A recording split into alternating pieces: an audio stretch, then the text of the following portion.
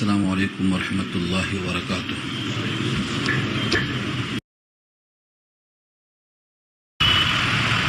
والصلاة والسلام على من لا نبي بعده، أما بعد فأعوذ بالله من الشيطان الرجيم، بسم الله الرحمن الرحيم۔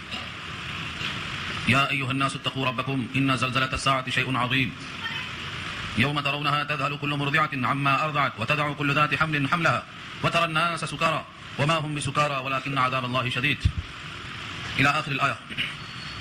صدق الله العلي العظيم وصدق رسوله النبي الكريم ونحن على ذلك من الشاهدين والشاكرين۔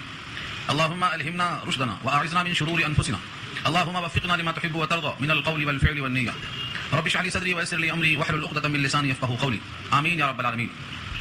محترم حضرات، معزز سامعین، محترم خواتین، میری ماں اور بہنوں، ملی بھائیوں، پیارے بچوں، آج کی گفتگو کا عنوان ہے سورہ حج۔ سورہ حج مدنی سورت ہے۔ اس سورت کے اندر کل 10 رکوع ہیں، 78 آیتوں پر مشتمل ہے۔ حج کے لفظ سے معلوم ہو رہا ہے کہ اس میں حج کے بہت سے مناسک اور بہت سے افعال کا تذکرہ آئے گا۔ اس سورت میں جو مضامین ہیں، چونکہ یہ مدنی سورت ہے، احکامات زیادہ ہیں۔ احکامات زیادہ ہونے کی وجہ یہی ہے کہ ہر مدنی صورت میں احکامات زیادہ ہوتے ہیں۔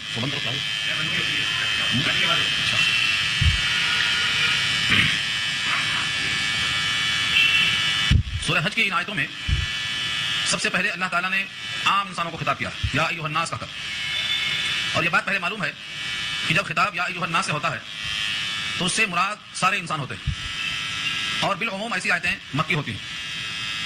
اور جب خطاب ہوتا ہے یا ایھا الذین آمنوا سے تو اس سے مراد ایمان والے ہوتے ہیں، اور وہ آیتیں بالعموم مدنی ہوتی ہیں۔ لیکن اس صورت میں خطاب یا ایھا الناس سے ہے، پھر بھی اس صورت کو مدنی کہا ہے۔ حضرت عبداللہ ابن عباس رضی اللہ تعالیٰ عنہ فرماتے ہیں کہ یہ صورت تمام اقسام کا مجموعہ ہے۔ اس میں مدنی صورتیں بھی ہیں، مکی صورتیں بھی ہیں، احکامات بھی ہیں، عقائد بھی ہیں، ناسخ بھی ہیں، منسوخ بھی ہیں۔ اس صورت کے اندر بہت سی ایسی اقسام ہیں جو قرآن کریم میں مختلف مقامات پر یہاں سمٹ کے آ رہی ہیں۔ تو محکم اور متشابہ، ناسخ اور منسوخ، مکی اور مدنی، اس قسم کی بہت سی آیتیں آپ کے سامنے انشاءاللہ اس صورت میں آئیں گی۔ پہلا لفظ ہے یا ایھا الناس، اے لوگو۔ مکے والوں سے خطاب بھی ہے اور سارے انسانوں سے خطاب ہے، اور ایسا خطاب عام طور سے دلیل کے ساتھ ہوتا ہے کہ جو ہر انسان کو اپیل کرے۔ یا ایھا الناس، اے وہ لوگ، اتقوا ربکم، اپنے رب سے ڈرو۔ تقویٰ جس کا تعارف بارہا ہو چکا ہے، اللہ کا خوف دل میں اتنا آئے کہ اللہ کا حکم نہ ٹوٹے، اللہ کا حکم بجا لانے کی طاقت پیدا ہو جائے، اتنا ڈر پیدا ہو گیا تو وہ تقویٰ۔ ربکم، اپنے رب سے ڈرو۔ ان زلزلۃ الساعۃ شیء عظیم، بے شک قیامت کا زلزلہ بہت بڑی چیز ہے۔ ان کے معنی بے شک، اور زلزلہ کے معنی آتے ہیں ہلا دینا۔ اردو میں زلزلہ استعمال ہے زمین کا حرکت میں لانا، ارتعاش، کپ کپی۔ تو زلزلہ جو اردو میں استعمال ہے بین ہی عربی کا لفظ ہے، جھنجھوڑ دینا زمین کو۔ سورہ زلزال میں یہ کہا گیا ہے زلزلت الارض، زمین کو ہلایا گیا۔ تو زلزلہ جو دنیا میں آتا ہے یہ اس بڑے زلزلے کا نمونہ ہے جو ایک شہر کو ہلا سکتا ہے، وہ سارے شہروں کو، ساری زمین کو ہلانے پر قادر ہے۔ زلزلۃ الساعۃ، ساعت قیامت کا ایک نام ہے۔ قیامت کا زلزلہ بھاری چیز ہے۔ شیء عظیم، عظیم صفت ہے شیء کی، بہت بڑا۔ ایک صاحب تھے جن کا نام تھا نضر ابن الحارث۔ نضر ابن الحارث یہ مکے کے کافروں میں سے ایک سردار کا نام ہے۔ وہ مرنے کے بعد زندہ ہونے کا انکار کرتے رہے۔ ایک مرتبہ مٹی ہو گئے تو دوبارہ پیدا نہیں ہوں گے۔ بالعموم لوگوں کا اسی میں عقیدہ خراب ہے، قیامت کا انکار۔ جیسے ایک انسان مرتا ہے ہماری آنکھوں کے سامنے، ایک انسان کا مرنا اس کی ایک ہی قیامت ہے، اور سب کا مرنا سب کی قیامت ہے۔ تو یہ مثال دے کے بتایا گیا ہے کہ جو ایک کو مارنے پر قادر ہے وہ سب کو مارنے پر قادر ہے، جو ایک شہر کو ہلانے پر قادر ہے وہ کائنات کو ہلانے پر قادر ہے۔ تو اس طریقے سے قیامت کا استدلال ہوا۔ اے لوگوں، قیامت کے زلزلے سے بچو کیونکہ وہ بہت بھاری چیز ہے۔ یہ کب پیش آئے گا؟ قیامت کا زلزلہ، یہ بھاری زلزلہ کب پیش آئے گا؟ قیامت کے دن کا زلزلہ ہے، کیونکہ اگلی آیت میں آ رہا ہے مضمون کہ دودھ پلانے والی اپنے دودھ پیتے پیارے بچے کو بھول جائے گی، اور حمل والیوں کے حمل ثاقب ہو جائیں گے، اور لوگوں کو آپ دیکھیں گے نشے کی حالت میں، حالانکہ نشے میں نہ ہوں گے، اللہ کا عذاب سخت ہے۔ تو سوال یہ ہے کہ قیامت کے بعد اگر یہ پیش آیا تو وہاں دودھ پلانے والی دودھ کہاں سے پلائے گی؟ حاملاؤں کے حمل کا اسقاط کیسے ہوگا؟ اگر یہ دنیا میں زلزلہ پیش آیا تب تو کوئی اشکالی نہیں ہے، ہر قسم کے لوگ ہیں۔ لیکن اگر یہ زلزلہ قیامت کے بعد کا ہے، قیامت ہونے کے بعد کا زلزلہ ہے یا قیامت کا زلزلہ ہے، تو اس میں دودھ پلانے والیوں کا دودھ پلانا، بچوں کو بھول جانا، اسقاط حمل کا ہو جانا، نشے میں ہو جانا، یہ سب کیسے ممکن ہے؟ ایک سوال کیا مفسرین نے۔ پہلے لفظوں کو دیکھیں، یوم ترونھا، جس دن آپ اس کو دیکھیں گے، یعنی اس زلزلے کو، ترونھا میں ہا کی ضمیر زلزلے کی طرف جا رہی ہے، قیامت کا جھٹکا۔ یوم ترونھا، جس دن آپ اس زلزلے کو دیکھیں گے، تذہل کل مرضعۃ، تذہل ظہول سے بھول جانا، اردو میں استعمال ہے ظہول ہو گیا یعنی بھول گیا۔ مرضعہ کہتے ہیں دودھ پلانے والی کو، رضاعت کہتے ہیں دودھ پلانے کی مدت کو۔ کل مرضعۃ، ہر دودھ پلانے والی، استثناء نہیں کیا کسی کا، جتنی دودھ پلانے والی ہیں ان تمام کا یہ حال ہوگا. کل مرضعات، ہر دودھ پلانے والی ماں اما ارضعت. یہاں لفظ ماں استعمال کیا لفظوں میں، کیونکہ دودھ پلانے والی صرف ماں نہیں ہوتی بلکہ ہر مادہ دودھ پلاتی ہے. ہر مادہ، کل مرضعات، ہر دودھ پلانے والی حیبت کی وجہ سے بھول جائے گی. کس کو؟ اما ارضعت، جس کو دودھ پلاتی ہے بچے کو بھول جائے گی. اما اصل میں ہے ان ما ارضعت، اور ما بمانا الذی، جس کو دودھ پلانے والی تھی وہ دودھ پلانے بھول جائے گی. چاہے گائے کا بچہ ہو، گائے دودھ نہیں پلائے گی. گائے اپنے بچڑے کو دودھ نہیں پلائے گی، حیبت کے مارے بھول جائے گی. ہر مادوں کا یہ حال.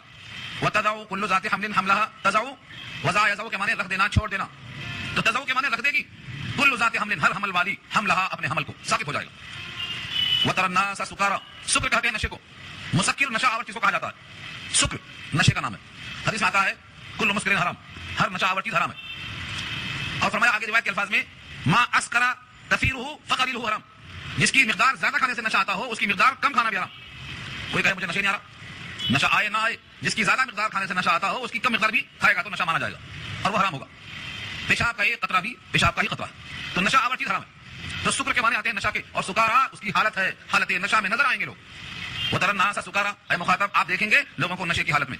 وما هم بسکارا، حالانکہ وہ نشے میں نہ ہوں گے. پھر نشے میں نہ ہوں گے اور نشے میں نظر آئیں گے تو کیوں؟ ولكن عذاب اللہ شدید، اس لیے کہ اللہ کا عذاب بڑا سخت ہے. ولكن عذاب اللہ شدید، لیکن اللہ کا عذاب بڑا شدید ہے، سخت ہے. اس شدت کی وجہ سے کیفیت تاری ہوگی. سورہ مزمل میں ایک لفظ آیا ہے یوم یجعل الولدان شیبا، سورہ مزمل پارہ 29. جس دن بچوں کو بڑھاپا آ جائے، یعنی وہ دن بچوں کو بوڑھا بنا دے گا. بچے ایک دم بوڑھے کیسے ہو جائیں گے؟ بچہ بوڑھا ہوتا ہے تو دھیرے دھیرے مصائب جھیلتے جھیلتے تفکرات میں گزرتے ہوتا ہے. وہ ایک دن میں بچہ بوڑھا کیسے ہو جائے گا؟ یہ وہی دن ہے. بچہ بوڑھا ہو جائے گا، حمل ساقط ہو جائے گا، بچے کی پیار اور محبت والی عورتیں بچوں کو بھول جائیں گی، لوگوں کو نشہ آ جائے گا. یہ کب ہوگا؟ ایک روایت نقل کیا اس پر امام بخاری نقل کرتے ہیں کتاب تفسیر میں کسی آیت کی تفسیر کرتے ہوئے.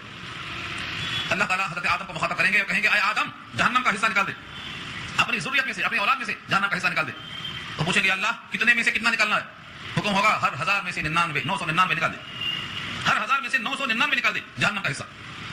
یہ سن کر ہول طاری ہوگا اور یہ کیفیت پیدا ہوگی جو یہاں آئی ہے.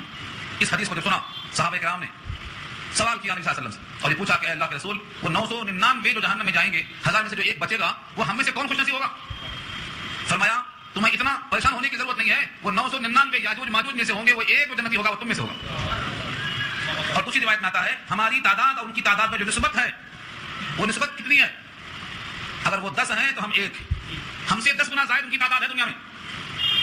اگر وہ بند نہ ہوتے تو یہ آفت ابھی آ جاتی.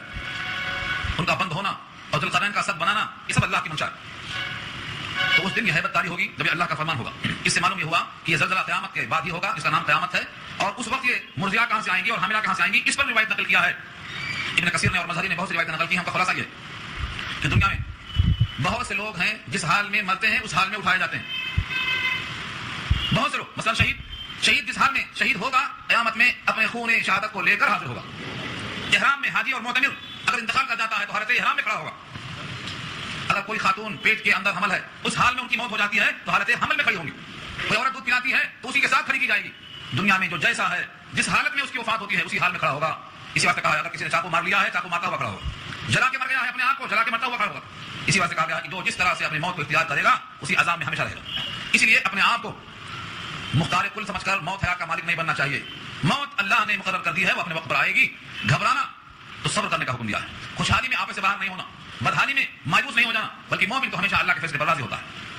تو اس آیت کا حاصل کیا نکلا؟ یا ایھا الناس اتقوا ربکم، اے لوگوں اپنے رب سے ڈرو. ان زلزلۃ الساعۃ شیء عظیم، بے شک قیامت کا زلزلہ بڑی بھاری چیز ہے. یوم ترونھا تذہل کل مرضعۃ، جس دن تم اس زلزلے کو دیکھو گے ذہول ہو جائے گا ہر مرضعہ کو، عما ارضعت جس کو دودھ پلائے وہ، وتضع کل ذات حمل حملها، اور وضع حمل ہو جائے گا ہر حمل والی کو. وترى الناس سکارا، اور دیکھیں گے آپ لوگوں کو نشے کی سی حالت میں. وما هم بسکارا، لیکن وہ نشے میں نہ ہوں گے. ولكن عذاب اللہ شدید، لیکن اللہ کا عذاب بڑا سخت ہے. علم کے بغیر کچھ لوگ بحث کرتے رہے، جیسے نظر ابن الحارث کا نام لیا میں نے، حدیث میں اسی کا نام آتا ہے. آیت کے شان نزول میں مشہور کتاب ہے لباب النقول، لباب النقول فی اسباب شان النزول. یہ پہلے عربی میں چھپی تھی بیروت سے، اب اس کا ترجمہ اردو میں آ گیا ہے معارف النزول کے نام سے. لکھتے ہیں کہ نظر ابن الحارث وہ اللہ کے بارے میں اور قیامت کے بارے میں اور جتنے فیصلے آتے ہیں آخرت سے متعلق ان کا انکار کرتا رہا، کٹ حجتی کرتا رہا. اللہ نے اشارہ کیا ہے کسی کا نام لیے بغیر مطلق کہ جو علم کے بغیر بحث کرتا ہے اور شیطان سرکش کی اتباع کرتا ہے، خود بھی گمراہ ہوتا ہے، لوگوں کو گمراہ کرتا ہے، اس کا انجام جہنم کے شعلے. ومن الناس، اور لوگوں میں سے بعض. ومن الناس، الناس کے معنی لوگ اور من کے معنی یہ تبعیضیہ ہے، لوگوں میں سے کچھ لوگ یعنی بعض لوگ، کیونکہ سب لوگ ایسے نہیں ہوتے. اس من کا نام تبعیضیہ ہے، بعض لوگ. ومن الناس، لوگوں میں سے بعض. من یجادل جو مجادلہ کرتے ہیں، جھگڑا کرتے ہیں اور بحث کرتے ہیں فی اللہ اللہ کے بارے میں، اللہ کی ذات کے بارے میں۔ ایک وہ انسان جو حقیر قطرے سے بنا ہے، کبھی سوچ لیا ہوتا کہ میں خود کیسے بن گیا؟ میں ماں کے پیٹ میں 9 مہینے خود کیسے بن گیا؟ جس پیٹ میں تھا انہیں خود خبر نہیں تھی میں کیسے بن گیا، اور جس قطرے سے بنا ہوں وہ قطرہ کیسے، کس نے بنایا؟ وہ انسان اس مدت کو بھول جاتا ہے اور وہ اللہ کے بارے میں بحث کرتا ہے فی اللہ اللہ کے بارے میں، اللہ کے ذات میں صفات میں بحث کرتا ہے، کیسے؟ بغیر علم کے بغیر، اردو کا لفظ ہے استعمال ہوتا ہے، بغیر علم کے بحث کرتا ہے۔ اس بحث کو اپنے لیے وہ خوبی سمجھتا ہے، حالانکہ جو چیز معلوم ہے اس کا بولنا تو بہتر ہے، لیکن جو چیز نہیں معلوم ہے اس میں نہ بولنا بہتر ہے، چپ ہونا بہتر ہے۔ السکوت خاموشی بہتر ہے، ایسے بولنے سے جس میں غلطی ہو خاموش ہونا بہتر۔ من سکت نجا، جو چپ رہا نجات پر، اور جو زیادہ بولتا ہے وہ غلط بولتا ہے۔ من کفر لفظ ہو کفر غلط ہو، جو زیادہ نکالے گا لفظ زیادہ غلطی ہوگی۔ تو لوگوں میں سے بعض ایسے ہیں جو بغیر علم کے اللہ کی ذات میں بحث کرتے ہیں۔ ومن الناس من یجادل، اور لوگوں میں سے بعض ہیں جو مجادلہ کرتے ہیں، مجادلہ مفاعلہ کے وزن پر ہے، کسی کے مقابل میں آ کر بحث کرنے کو مجادلہ کہتے ہیں۔ جدل جھگڑا، اور مجادلہ کسی کے مقابلے میں جھگڑا۔ ظاہر ہے کہ جب اللہ کے بارے میں مجادلہ کرے گا تو ایک طرف کوئی اور ہوگا، اور وہ مراد کون ہے؟ اللہ کے نبی ہیں۔ اللہ کے نبی سید الانبیاء محمد مصطفیٰ صلی اللہ علیہ وسلم الف مرۃ بعدد کل ذرۃ، ایک طرف آپ ہیں اور آپ کے چاہنے والے صحابہ ہیں، اور ایک طرف اللہ کے انکار کرنے والے متکبر انسان ہیں جو سر فہرست ہیں، نظر ابن الحارث جیسے لوگ، یہ مجادلہ کرتے ہیں۔ اللہ کی ذات میں کوئی انسان ادراک نہیں کر سکتا ہے، چاہے جا کے کوئی کافر بحث کرے۔ اسی عاجزی کی وجہ سے کروڑوں انسانوں نے اپنی پیشانیوں کو ان جگہوں میں جھکا دیا ہے کہ یہ خدا کی شکل ہے تصور کے لیے، حالانکہ اللہ کی ذات میں ادراک کر ہی نہیں سکتا۔ عاجز ہے انسان کی نگاہ اور اس کے اندر جو قوت گرفت ہے وہ اللہ کی ذات کا ادراک کرنے پر قادر نہیں ہے۔ اللہ نے خود کہا لا تدرکہ الابصار وهو يدرك الابصار وهو اللطيف الخبير، نگاہیں اس کا ادراک نہیں کر سکتی ہیں، ہاں وہ نگاہوں کا ادراک کرتا ہے۔ تم نماز میں کدھر دیکھتے ہو، تمہاری نگاہوں پر اس کی نگاہ ہے، لیکن تم اس کو دیکھنے پر قادر نہیں ہو۔ وہ تو لطیف ہے، باریک بین ہے۔ اب کوئی انسان کہے کہ جب میں ان کو دیکھتا نہیں ہوں تو مانوں کیسے؟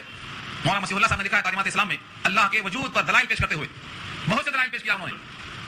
تمہارا وجود خود تمہارے سامنے ہے، اپنے وجود کو مخاطب کر کے پوچھ لو کہ تمہارا وجود کہاں سے آیا، کیسے آیا، کن کن مراحل سے آیا، کیسے تیار ہوا، کن مادوں سے بنا۔ وہ مادے میں ترکیب میں لترکبن طبقا عن طبق، مٹی سے غذا کون بنایا، غذا سے خون بنایا، خون سے آگے مرحلہ بنایا، جمع ہوا خون، گوشت کی بوتی، پھر اس کے بعد گوترا، آگے آ رہی بات۔ اس ترتیب کے ساتھ تم آج شباب کے ساتھ ہو، عقل و فہم کے مالک بنے بیٹھے ہو، ان تمام مراحل سے تمہیں کون لایا گزارتے ہوئے؟ تو بغیر علم الہی کے اللہ کی ذات اور صفات میں لوگ بحث کرتے تھے۔ اللہ کی ذات میں کوئی بحث نہیں کر سکتا، کیونکہ اللہ کی ذات اس عقل اور فہم میں نہیں آ سکتی، اس کی ذات کا ادراک نگاہیں نہیں کر سکتی۔ ہاں البتہ اللہ نے حکم دیا ہے اللہ کو پہچاننے کے لیے آفاق میں اور انفس میں، یعنی اپنی ذات میں اور ساری کائنات میں جو مصنوعات ہیں ان میں غور کر لو، سامع پر اشارہ مل جائے گا۔ زمین ہے تو زمین کا بنانے والا کون ہے، آسمان ہے تو اس کا بنانے والا کون ہے، میرا وجود ہے تو مجھے سنوارنے والا کون ہے، ہر مخلوق کا خالق ہوتا ہے، میرا خالق کون ہے۔ اس طرح سے اللہ کی صفات کا تعین کر سکو گے۔ تو ذات کی طرف قوت نہیں ہے دیکھنے کی، ہاں صفات کی طرف غور و فکر کر سکتے ہو۔ لوگوں میں سے بات ہے جو مجادلہ کرتے ہیں اللہ کی ذات اور صفات کے بارے میں بغیر علم کے، وَيَتَّبِعُ كُلَّ شَيْطَانٍ مَرِيدٍ، اور اتباع کرتے ہیں ہر شیطان سرکش کی۔ وَيَتَّبِعُ فالو کرتے ہیں، پیچھے چلتے ہیں کس کے؟ کُلَّ مانے ہر، اور شیطان جن میں سے جو کافر تھے ان کو شیطان کہا ہے۔ شیطان کوئی الگ مخلوق نہیں ہے، پیچھے بات آ چکی ہے، تفصیل سورہ جن میں آئے گی کہ یہ جو مخلوق ہے شیطان کی، یہ جنوں میں سے جو کافر ہیں سرکش ہیں ان کو شیطان کہا۔ جیسے انسانوں میں سے جو منکر ہیں وہ کافر اور مشرک ہوتے ہیں، ایسے ان جنات میں جو مشرک اور کافر ہوتے ہیں ان کو سرکش کہا ہے، وہ شیطان ہوتے ہیں۔ وَيَتَّبِعُ كُلَّ شَيْطَانٍ مَرِيدٍ، مرید کیا ہے؟ سرکش، شیطان کی صفت ہے یہ۔ سرکش کیا ہے؟ سر کو کھینچ کے تن جانا، میں بڑا، تیرے حکم کے ہوتے ہوئے بھی میں سجدہ کرنے کو تیار نہیں، یہ ہے سرکشی، اس کو مرید کہا۔ کتب علیہ، اللہ نے لکھ دیا ہے ان کے اوپر، کتبہ لکھ دیا گیا۔ ظاہر یہ ہے کہ اللہ تعالیٰ کی طرف سے فرشتوں نے لکھا، کب لکھا آگے بحث آئے گی۔ کتبہ علیہ ان کے بارے میں، کتبہ کے بعد جب علی آئے تو مخالفت میں لکھا جاتا، اور کتبہ کے بعد لام آئے لہو تو موافقت میں لکھا جاتا۔ حضور نے کہا اکتب لہو، ان کے لیے لکھ کر دے دو، تو اکتب لہو آئے گا۔ اور کسی کے خلاف فیصلہ ہو جائے تو کتبہ علیہ، ان کے خلاف لکھ دیا اللہ نے۔ کیا لکھ دیا؟ انہو، یہ بات ہے، شان ہے، من تولاہ، کہ جو شیطان سے دوستی کرے گا، تولا اس کو اپنا متولی مانے گا، اپنا دوست سمجھے گا، فانہو، تو بے شک اس کی حالت تو یہ ہے، یضلہ، وہ اس کو گمراہ کرے گا۔ شیطان گمراہ ہے، اس کو معلوم ہے کہ میرا انجام جہنم ہے، تو وہ تنہا جانا چاہتا نہیں، وہ تو بول چکا ہے میں تنہا کیوں جاؤں، جس آدم کی بنا پر مردود ہوا ہوں اس کی اولاد کو ساتھ لے کے جاؤں گا، ہم تو ڈوبے ہیں صنم، تم کو بھی ڈوبیں گے، ہم تنہا کیوں جائیں۔ یہ ہے فانہو یضلہ، وہ اس کو گمراہ کرے گا، جو بھی شیطان کی اتباع کرے گا اس کو گمراہ کرے گا۔ وَيَهْدِيهِ إِلَىٰ عَذَابِ السَّعِيرِ، اور رہنمائی کرتا رہے گا اس کی جہنم کے شعلوں کی طرف۔ عذاب السعیر، سعیر کہتے ہیں آگ کا شعلہ، دوزخ کے عذاب کا راستہ دکھلاتا ہی رہے گا، ہمیشہ اس کا کام ہی ہے، شہوت کی طرف آمادہ کرتا ہے، جھوٹ کی طرف آمادہ کرتا ہے، خدا سے بیزاری پیدا کرتا ہے، اس کی فطرت ہے۔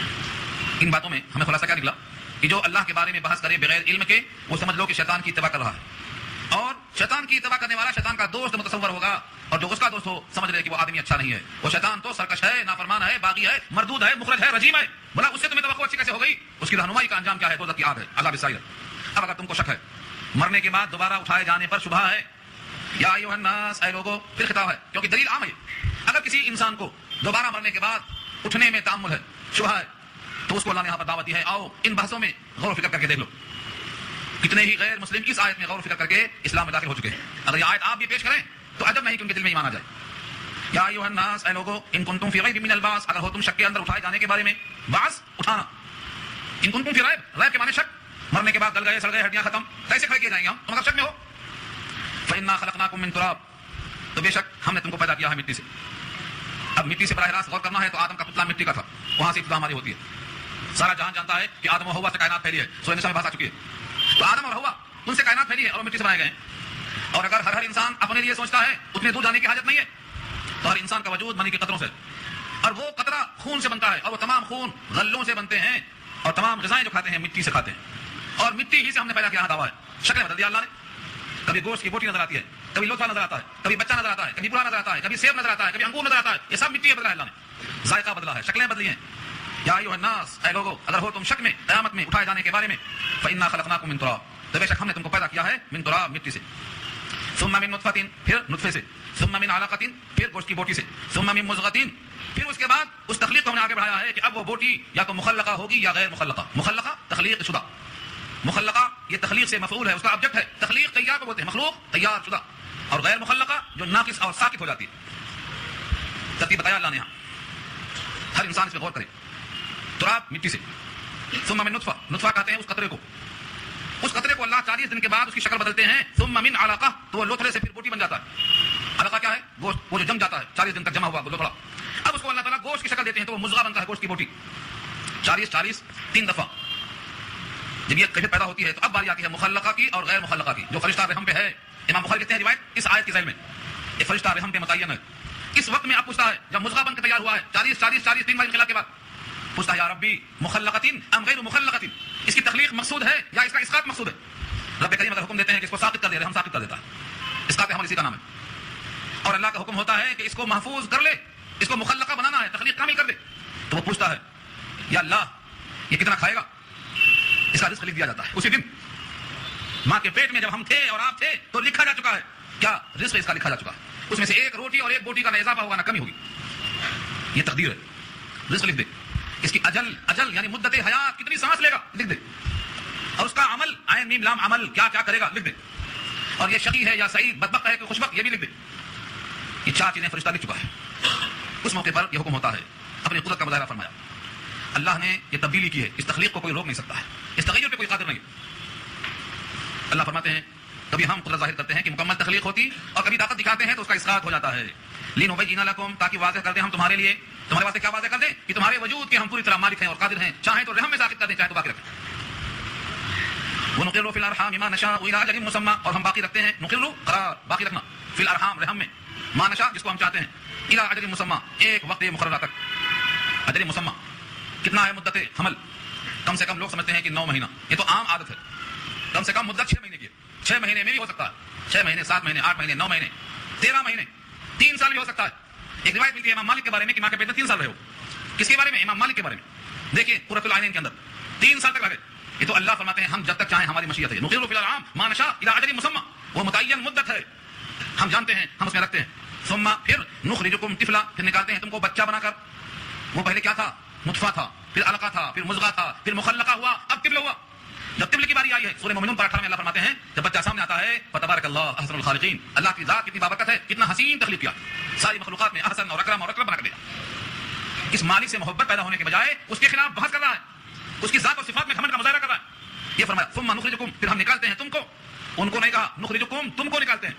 یہ تمہارا اب تک کا جو وجود ہے اسی مرحلے سے ہو کے گزرتے ہوئے آیا ہے. پھر کیا ہوتا؟ ثم لتبلغوا اشدکم، پھر تاکہ تم پہنچو اپنے شباب کو. اشد شدید سے بنا ہے، شباب 33 سال کا نوجوان شباب پر پہنچتا ہے. اس کے بعد ڈھلوان شروع ہوتی ہے، اب نیچے اترتا ہے. 35 سال کے بعد شباب جاتا ہے، اب زوال شروع ہوتا ہے. آہستہ آہستہ آہستہ یہ شباب چلا جاتا ہے. کالی داڑھی سفید ہو جاتی ہے اگر ہے تو.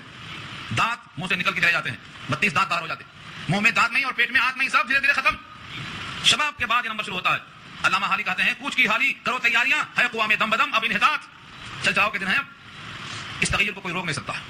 جیسے نطفے کو مضغہ ہونے سے اور مضغے کو بوٹی بنانے کے بعد اس کی تخلیق کو کوئی روک نہیں سکتا، بچے کو معصومیت کے بعد شباب کوئی روک نہیں سکتا، اور شباب کے بعد بڑھاپے کو کوئی روک نہیں سکتا. اپنے تغیر میں، اپنی ذات میں تغیر کو تم روکنے پر قادر نہیں ہو، تم اللہ کی ذات میں کیا بات کرو گے؟ انسان کو واضح کیا ثم لتبلغوا اشدکم، اور اس تغیر کو بتایا ہے سورہ انشقاق 30 کے اندر لترکبن طبقا عن طبق. 10 سال کے تھے، 12 سال کے ہوئے، 15 سال کے ہوئے، ہر طبق پر تم چلے گئے چڑھتے ہوئے. اس تغیر سے تمہیں آواز آتی ہے مگر تم کان نہیں لگاتے.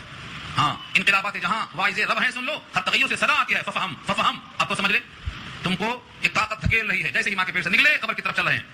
کتنا باقی ہے قبر تک جانے میں؟ طے کر لو منزل. تمہیں خبر تو نہیں ہے، ہاں اندازہ ہو سکتا ہے. آگے فرمایا رب کریم نے ومنکم من یتوفی، اور تم میں سے بعض وہ ہیں جن کو وفات دے دی جاتی ہے، یعنی شباب تک نہیں آتے، وفات ہو جاتی. ومنکم من یرد الی ارذل العمر، اور تم میں سے بعض وہ ہیں جو لوٹا کر لائے جاتے ہیں کہاں تک؟ ارذل عمر تک.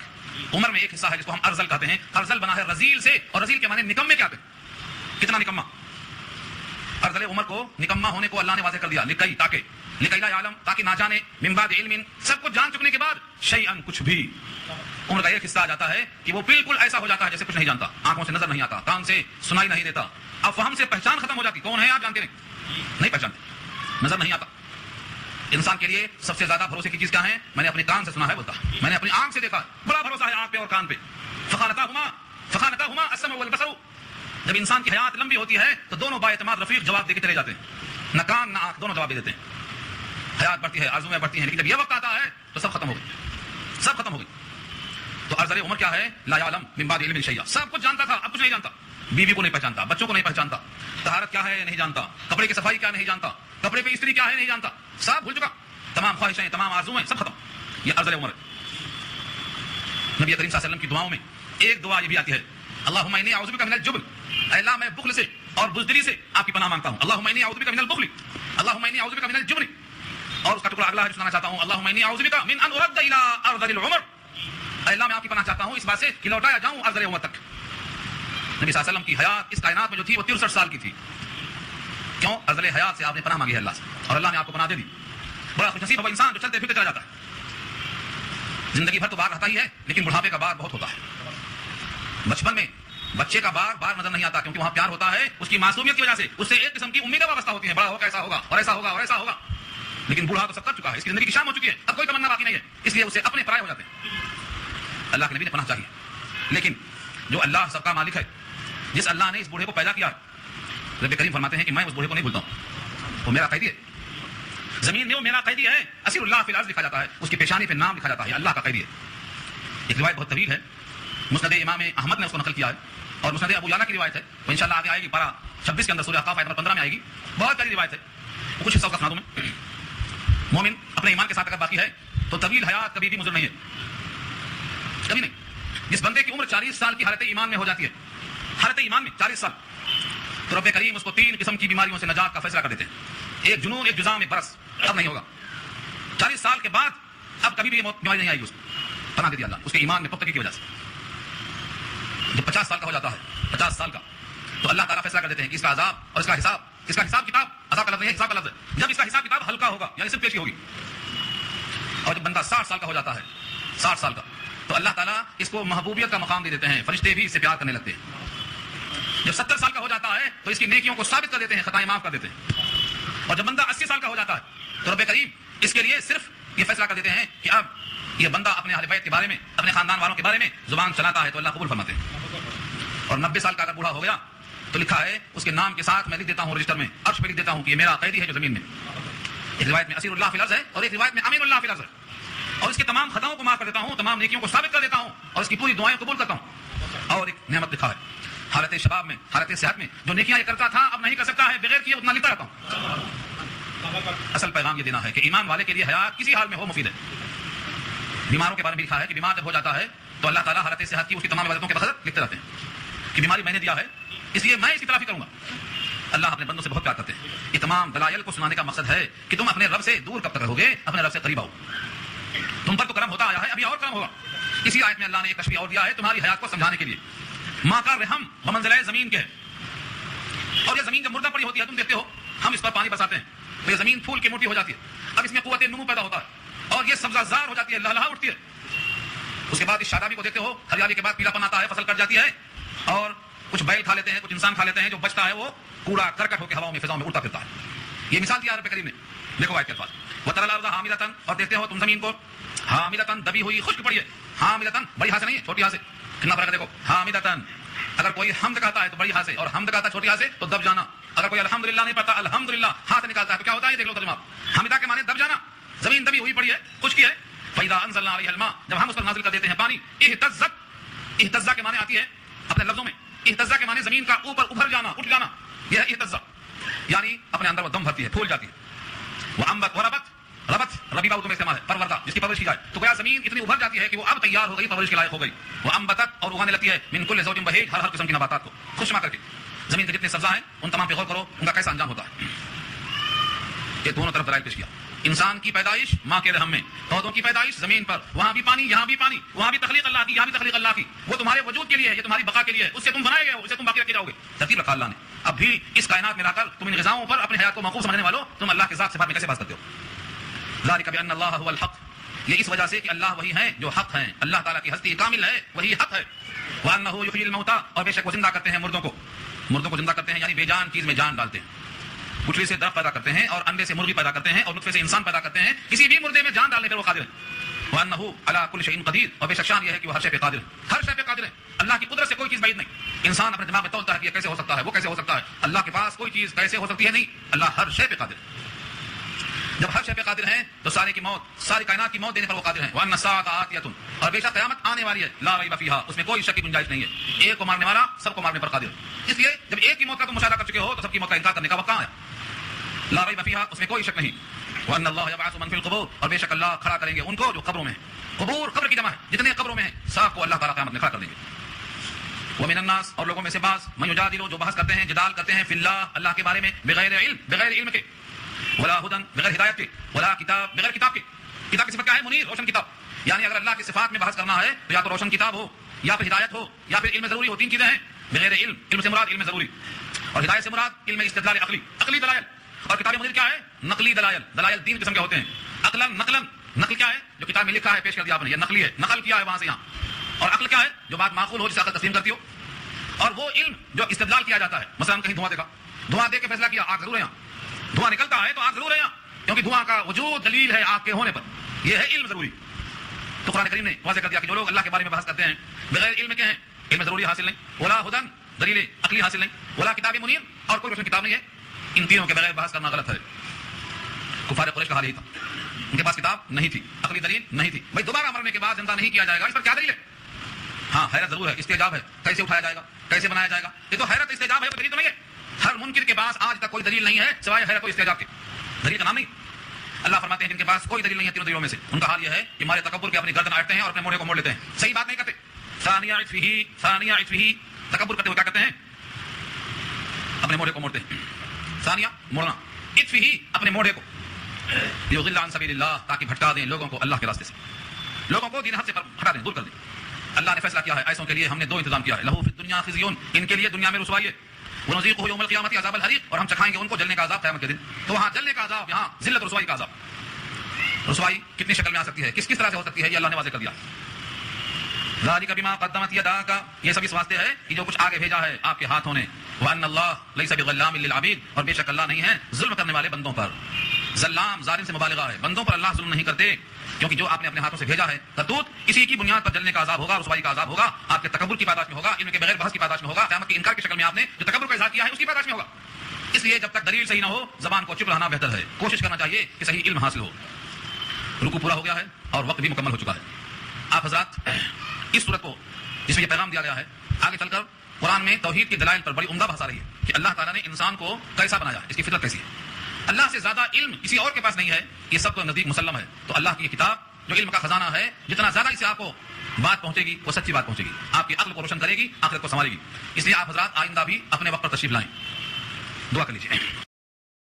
تلاوت کی ہوئی آیتیں 17واں پارہ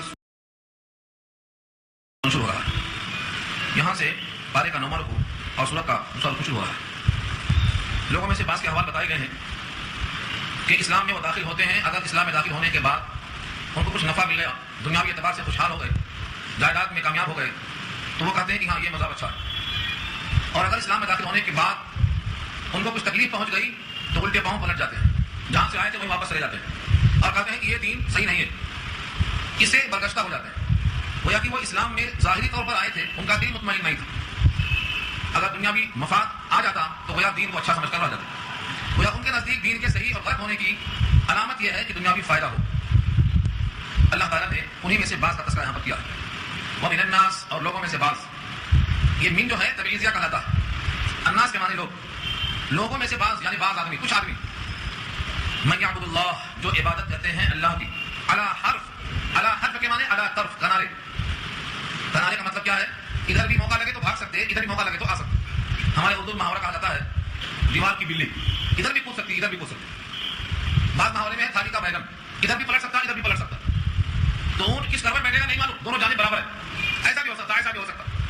اور یہ کسی دلیل کی روشنی میں نہیں بلکہ دنیا کے مفاد پر موقوف ہے۔ دنیا ہاتھ لگ گئی تو یار بڑا بابر کا تعلیم ہے، بولے دین بہت اچھا ہے، اور اگر آتی ہی آزمائش پڑ گئی تو الٹے پاؤں پلٹ جاتے ہیں، یہ ٹھیک نہیں ہے۔ تاریخ اسلام پڑھو تو معلوم ہوگا جب مسلمان ہجرت کر کے مدینہ آئے تو اولاد نہ ہونے کی پیشن گوئی دیا تھا یہودیوں نے، یہ نیا دین ہے، اب ان میں اولاد نہیں ہوگی، لڑکا ہی نہیں پیدا ہوگا۔ لوگ پریشان تھے، جن کا ایمان پختہ تھا وہ تو بھروسہ کر کے بیٹھے ہیں اللہ پر، لیکن جو بھول یقین تھے وہ پریشان تھے۔ سب سے پہلا بچہ عبداللہ ابن زبیر ہے۔ عبداللہ ابن زبیر جب پیدا ہوئے تو تماشا لگا، دیکھے نا عبداللہ بن زبیر کی پیدائش سے ان تمام کی پیشن گوئی رد ہو گئی۔ نبی صلی اللہ علیہ وسلم نے عبداللہ بن زبیر کی تحریک خود فرمایا، تحریک کا مطلب اپنے منہ میں کھجور یا کوئی میٹھی چیز لے کر اس کا لعاب بچے کے تلوے میں لگا دینا، یہ تحریک کہلاتا ہے۔ سب سے پہلی غذا رسول اللہ کے منہ سے نکلا ہوا لعاب ان کے منہ میں داخل ہوا۔ تو ہمارے پاس ایسے لوگ بہت کہ دنیاوی مفاد پر موقوف رکھتے ہیں چیزوں کو، اللہ نے حوالے کر دیا ہے۔ ومن الناس، اور لوگوں میں سے بعض، من یعبد اللہ، جو عبادت کرتے ہیں اللہ کی ایسے طور پر، علی حرف، حرف کہتے ہیں کنارے کو، حرف کے معنی طرف، کنارہ۔ اس کنارے پر کیوں کھڑے ہیں یہ؟ فإن أصابه خیر، اگر پہنچا ان کو کوئی دنیاوی فائدہ، خیر کے معنی فائدہ، مال کو بھی خیر کہا گیا ہے کیونکہ مال ذریعہ خیر ہے، تو مال پہنچا، نفع پہنچا، اطمئن بھی، اس پر مطمئن ہو جاتے ہیں، ہاں بالکل ٹھیک ہے، خوشحالی ہے، فراوانی ہے، آسائشیں ہیں، دولتیں ہیں، راحتیں ہیں، سرور ہے، بس ٹھیک ہے، یہ بہت اچھا مذہب ہے۔ ان کے مذہب کی خیر اور بھلائی کی ترازو دنیاوی خوشحالی ہے، اطمئن بھی، اس پر مطمئن ہو جاتے ہیں اور ظاہری قرار ان کو آ جاتا ہے۔ وَإِنَّ أَصَابَتْهُ فتنہ، اور اگر پہنچے ان کو فتنہ، فتنہ کے معنی جانچ، آزمائش، امتحان، اور اللہ کے امتحانات کے قسم کیا ہوتے ہیں؟ وَلَنَبْلُوَنَّكُمْ بِشَيْءٍ مِّنَ الْخَوْفِ وَالْجُوعِ وَنَقْصٍ مِّنَ الْأَمْوَالِ وَالْأَنفُسِ وَالثَّمَرَاتِ، یہ سب علامتیں ہیں امتحان کی۔ بھوک، کھانا نہیں ہے ٹائم پر، علامت ہے، امتحان چل رہا ہے، بھوک پر امتحان ہے، نقص من الاموال، مال کی کمی آ گئی، پھلوں میں کمی آ گئی، اولاد نہیں دی گئی، یہ سب آزمائش ہیں۔ اس آزمائش میں جب دیکھتے ہیں کہ اب تو بڑا مسئلہ الٹا ہو گیا، انقلب، پلٹ جاتے ہیں۔ انقلاب کے معنی پلٹ جانا، علی وجہ ہی، اپنے چہروں کے بل، منہ اٹھا کر جہاں کے وہیں چل دیے، جہاں سے آئے تھے وہیں واپس چلے گئے۔ یعنی یہودیت سے آئے تھے یہودیوں میں گئے، نصارہ سے آئے تھے نصارہ میں گئے، کفر سے آئے تھے کفر میں گئے، جس گڑھے سے آئے تھے اسی گڑھے میں واپس چلے گئے۔ انقلب علی وجہ، ان پر اللہ نے کیا تبصرہ فرمایا؟ خسرت دنیا والآخرہ، دونوں میں گھاٹا ہوا اس کا، خسرت دنیا والآخرہ، گھاٹا ہوا دنیا کا اور آخرت کا، دونوں جہان میں کھو بیٹھے۔ آخرت میں کھو بیٹھے تو سمجھ میں آ رہا ہے، لیکن دنیا میں کھو بیٹھے، عام طور سے آدمی اگر ایک جگہ جمع رہا تو کم سے کم وہ جگہ پر پرانا ہونے کی بنیاد پر مستحکم تو ہو جاتا ہے، استحکام جم جاتا۔ اب یہ وہاں سے اکھڑ کے آیا، وہاں کے لوگ بدگمان ہو گئے، پھر واپس گیا تو اس کی وہ اوقات نہیں جاتی جو پہلے تھی۔ تو دھوبی کا کتا ہمارے پاس مسئلہ مشہور ہے، دھوبی کا کتا نہ گھر کا نہ گھاٹ کا، نہ خدا ہی ملا نہ وصال صنم، نہ ادھر کے رہے نہ ادھر کے رہے، جہاں سے آئے تھے وہاں کے لوگ بدزن ہو گئے، اور یہاں جس دن کے واسطے آئے تھے یہاں انفٹ ہو گئے، تو دنیا ختم، یہ بھی ختم وہ بھی ختم، خسرت دنیا والآخرہ، دونوں میں خسارہ ہو گیا، دونوں میں گھاٹا ہو گیا۔ اللہ فرماتے ہیں حقیقی گھاٹا یہی ہے، ذالک هو الخسران المبین، کھلا ہوا گھاٹا اسی کو کہتے ہیں، لیکن اس گھاٹے پر لوگوں کی نگاہ نہیں ہے۔ جب دنیا میں گھاٹا ہوا، کاروبار چینج کر لیا، پہلے زراعت تھی دکان ڈال دیا، دکان تھی زراعت میں چلا گیا، دنیا کے گھاٹے میں بدلتا رہتا ہے، لیکن یہ گھاٹا اگر آخرت کا ایک مرتبہ ہو گیا تو اب کیا بدلے گا؟ اب تو کوئی چانس ہی نہیں، جو کھلا ہوا گھاٹا ہے، ذالک هو الخسران المبین۔ اس کائنات میں اللہ نے ایک بار بھیجا ہے، دوبارہ بھیجنے کا کوئی سوال نہیں، اگر ایک بار ناکام ہوا تو ہمیشہ کے واسطے ناکام ہو گیا، یہاں کاروبار چینج کرنے کا موقع نہیں، اس لیے کہا یہ کھلا ہوا گھاٹا ہے، خسارہ۔ يدعو من دون اللہ ما لا يضره وما لا ينفعه ذلك هو الضلال البعید، پکارتا ہے، دعا کرتا ہے، تذلل اختیار کرتا ہے، روتا ہے، گڑگڑاتا ہے، سجدے کرتا ہے، منتیں مانتا ہے، خوشامدیں کرتا ہے، کس کے سامنے؟ من دون اللہ، اللہ کو چھوڑ کر، ما الذی کے معنی میں ہے ایسے ایسوں کے سامنے، لا يضره جو اس کو ضرر پہنچانے پر قادر نہیں، وما اور ایسے ایسوں کو لا ينفعه جو اس کو نفع پہنچانے پر قادر نہیں۔ اللہ نے کیا واضح کیا؟ من دون اللہ کہا کر کے ہر جگہ کی نفی کر دیا، من دون اللہ، اللہ کو چھوڑ کر، اللہ کی عبادت کو چھوڑ کر ایسی ایسی چیزوں کو پکارتے ہیں وہ جس میں طاقت نفع کی نہیں، نقصان کی نہیں، ماں بمانا الذی لا یضر، اس کو نقصان نہیں، یعنی اگر اس کی بندگی نہ کریں تو نقصان کر دیں گے، یہ بھی خطرہ نہیں، اگر ان کی بندگی کریں تو اس سے نفع مل جائے گا، یہ بھی امکان نہیں، نہ دفعی مسرت نہ جلب منفعت، دونوں میں سے کچھ بھی نہیں، پھر بھی بندگی کرے جا رہے ہیں، ایسوں کی بندگی کر رہے ہیں جن سے کوئی فائدہ نہیں، کوئی نقصان نہیں۔ بہت سے لوگ سانپ کی پوجا کرتے ہیں، کیوں؟ اس لیے یہ کاٹتا ہے ہمیں نہیں کاٹے گا، یہ دفعی مضرت ہے. بہت سے لوگ گائے کی پوجا کرتے، دودھ دیتی ہے، ہم اس کا دودھ کھائیں گے، فائدہ یہ کیا ہے؟ یہ جلب منفعت ہے. فائدہ حاصل کرنا جلب منفعت، اور مضر چیز کو دفع کرنا ہے دفعی مضرت. تو کہیں سانپ کی پوجا کیوں؟ اس کے زہر سے بچنے کے لیے. کہیں گائے کی پوجا اس کے نفع کو حاصل کرنے کے لیے. کائنات میں جتنی پوجائیں ہوتی ہیں سب کا کوئی راستہ ہے، یا تو ان سے نفع یا تو ان سے نقصان، اسی نیت سے ہوتی ہے. ہر چیز میں وہ تلاش کرتے ہیں، لیکن اللہ فرماتے ہیں اللہ کے سوا کسی میں طاقت نہیں ہے کہ آپ کو نفع دے دے نقصان دے دے. اور اس پر وہ روایت آپ کو یاد ہونا چاہیے جو پیچھے آ چکی ہے سورہ یونس میں 107 نمبر کی آیت کو سنایا تھا میں نے. حضرت عبداللہ ابن عباس نبی صلی اللہ علیہ وسلم کے پیچھے بیٹھے ہوئے ہیں، سواری پر سوار ہے، اور آپ کہتے ہیں یا غلام، بچہ کہتا ہے لبیک، غصہ ہے. ایک بار، دو بار، تین بار حضور متوجہ کرتے ہیں. جب کافی توجہ بچے کی ہو گئی 3 دفعہ، تو آپ نے جو فرمایا ہے وہ ہر مومن کو اپنے بچوں کو یاد کرنا چاہیے. کیونکہ عبداللہ ابن عباس اس وقت 12 سال کے تھے. 12 سال کے بچے کو حضور سکھا رہے ہیں یا غلام، وہ کہتا ہے لبیک، غصہ ہے، بخیر وفی ہے، میں حاضر ہوں، میں متوجہ ہوں، سعادت آپ کے ہاتھوں میں سمجھ کر متوجہ ہوں، مخاطب ہوں، دل و نگاہ سے حاضر ہوں. 3 دفعہ جب مخاطب کیا تو فرمایا اذا سألت فاسأل اللہ، جب مانگنا کبھی تو اللہ سے مانگنا. واذا استعنت فاستعن باللہ، جب مدد چاہنا تو اللہ سے مدد چاہنا. اور آگے فرمایا اچھی طرح سے سن لو، اگر ساری امت مل کر جمع ہو جائے کہ تم کو نقصان پہنچائے گی، ساری امت، وَلَئِنِ اجْتَمَعَتِ الْأُمَّةُ عَلَىٰ أَن يَنفَعُوكَ، ساری امت نفع پر جمع ہو جائے تو تجھ کو نفع نہیں پہنچا سکتی ہے مگر اتنا ہی جتنا اللہ نے لکھ دیا ہے. اور اگر ساری امت تجھ کو نقصان پہنچانے پر اکٹھا ہو جائے تو نقصان نہیں پہنچا سکتی مگر اتنا جتنا اللہ نے لکھ دیا. اور آگے فرمایا جف القلم بما انت لاق، قلم لکھ کر خوش ہو چکا ہے، تمہیں جو پہنچنے والا ہے وہ پہنچ جائے گا. یہ حضور نے سکھایا ہے عبداللہ ابن عباس کو. یہ ممتاز صحابہ ہیں مفسر قرآن ہونے میں. صحابہ کا امتیاز الگ الگ ہے. ابھی آپ دیکھیں گے بعض جنگجو تھے، لڑنے میں ماہر تھے، بعض علم میں ماہر تھے، بعض فیصلے میں ماہر تھے، بعض سیاست میں ماہر تھے. ہر ایک کا تدبر الگ الگ ہے. کوئی فہم قرآن میں ماہر تھے. صحابہ کا امتیاز الگ الگ ہے. یہ عبداللہ ابن عباس ہیں جن کو حضور نے اتنی چھوٹی عمر سے تیار کیا ہے. اپنے بچوں کو ہم کیا کہتے ہیں ابھی تو کھیل رہا ہے، کھیلنے دو، بگڑ رہا ہے بگڑنے دو، جب وقت آئے گا تب بنا لیں گے اس کو، جب نہیں بگڑتا. شیخ سعدی نے کہا تھا ایک مثال دیکھے، اگر درخت چھوٹا ہے تو اکھاڑ کے جہاں چاہے لگا دو، اور اگر جڑیں مضبوط ہو گئی تو اب کرام مشین لے کے آئیں گے تو نہیں اکھڑے گا، اور اکھڑے گا تو جڑیں ٹوٹ جائیں گی، لگانے کے کام نہیں آئے گا. اس لیے بچوں کو بچپن سے ہی تربیت دینا ہے، اپنے اپنے گھروں کے ماحول کو سدھارنا ہے. بچوں کا عقیدہ اگر ٹھیک رہے گا تو وہ بھی اپنے بڑوں کو سمجھا سکیں گے. لیکن اگر بچوں کا عقیدہ بھی وہمی ہے تو وہم پیدا کریں گے. ہمارے پاس وہم کی باتیں بڑی منقول چلی جاتی ہیں، دلیل پوچھو ریزن پوچھو تو نہیں معلوم. اس آیت میں اللہ کا پیغام ہے، اللہ کو چھوڑ کر جتنے لوگ پکارتے جا رہے ہیں ایسے ایسے کو پکارتے ہیں کہ ان کے نہ پکارنے سے ضرر کا خطرہ نہیں، اور ان کے پکارتے رہنے سے نفع کی امید نہیں. ذالک هو الضلال البعید، یہی تو ہے جو دور کی گمراہی ہے، واپس نہیں آ سکتا راستے. یہ تو ہے ضلال گمراہی، اور صفت کیا ہے اس کی؟ بعید، دور کی گمراہی، یعنی حق سے اتنا دور چلا گیا ہے کہ حق پر آنے کی امید کم ہوگی.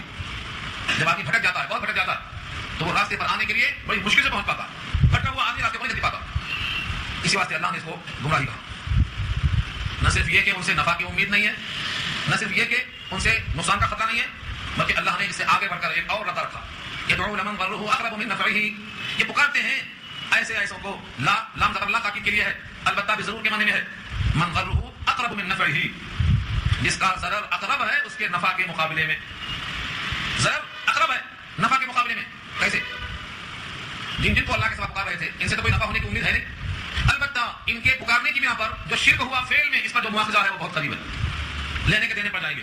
ان کو پکارا تھا مدد کرنے کے لیے، امید رکھا تھا ان سے حصول راحت کے لیے، لیکن اب ان کو پکارنے کی باداش میں شرک ثابت ہو جائے گا تو جو ان کو نفع کی امید تھی اس نفع سے زیادہ ان سے ضرر کا خطرہ پیدا ہو گیا، اور وہ قریب تر ہے، مرتے ہی پکڑا جائے گا.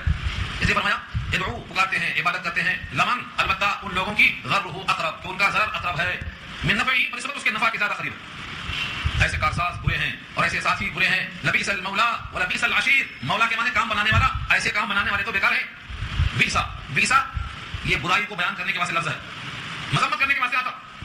جیسے کہا بیسا شراب، پینے کی بری چیز، یہاں کہا بیسا المولا، کام بنانے والا، کارساز ہونے کے اعتبار سے بہت برا ہے. ولبیس العشیر، عشیر کے معنی رفیق اور ساتھی، یہ تو برا ہے ساتھی ہونے کے اعتبار سے. ایک معنوں میں طنز ہے عشیر اور مولا کہا کر، جس کے ساتھ رہنے میں برائی ہو، جس کی رفاقت میں گھاٹا ہو، جس کے ساتھ محبت کرنے میں نقصان ہو، لبیس المولا کا مزاج ہو.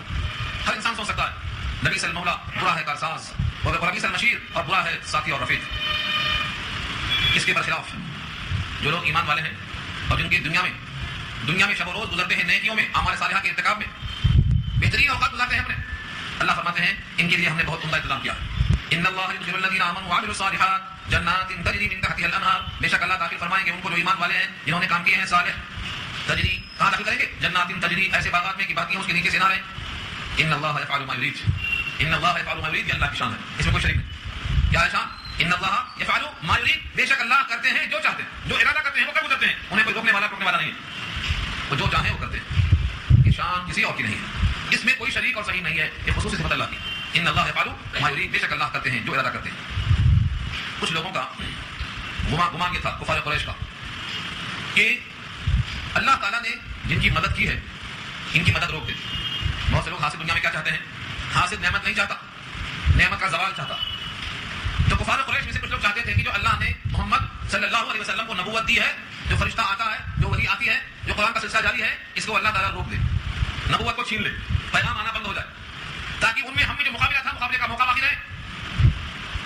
آپ کو یاد ہوگا پچھلے دروس میں بات آئی تھی کہ ابو سفیان بعد میں اسلام میں آئے 8 ہجری کے بعد, کفار کی قیادت کرتے رہے ہو. ابو جہل کا قیادت کا موقع سن 2 ہجری میں تو ختم ہو گیا, مار دیا گیا ابو جہل. لیکن ابو سفیان سن 8 ہجری تک کافروں کے قائد رہے. 8 ہجری میں مکہ فتح ہوا تو اسلام میں داخل ہوئے. تو وہ لوگ اسلام میں کیوں نہیں آ رہے تھے؟ ان کا دعویٰ یہ تھا کہ بنی ہاشم نے کھانا کھلایا, ہم نے بھی کھایا. انہوں نے بہادری دکھایا, ہم نے بھی دکھایا. انہوں نے سخاوت دکھائی, ہم نے بھی دکھائی. اب وہ ایسا دعویٰ کر رہے تھے کہ ہمارے پاس نبوت ہے, ہمیں اللہ کا پیغام آتا ہے, اب ہم اگر ان کی بات مان لیں تو اس کا مقابلہ ہم نہیں کر سکتے, اس لیے ہم ہرگز نہیں مانیں گے, ہم ہرگز نہیں مانیں گے. تو ایسے کفار قریش کا خیال کیا تھا کہ نبوت سلب ہو جائے, وہی کہنا بند ہو جائے, دین الہی کی جو نصرت ہے آسمان سے وہ بند ہو جائے. کیا کرے جواب دیا اللہ نے. جتنے حاسدین حسد کرنے والے ہیں ان کو پیغام ہے اس آیت میں, من کان یظن, جو شخص کے گمان کرتا ہے, کس کے ساتھ گمان کرتا ہے, یہ یہاں پوچھیدہ ہے, اس سے مراد ہے ذات محمد صلی اللہ علیہ وسلم.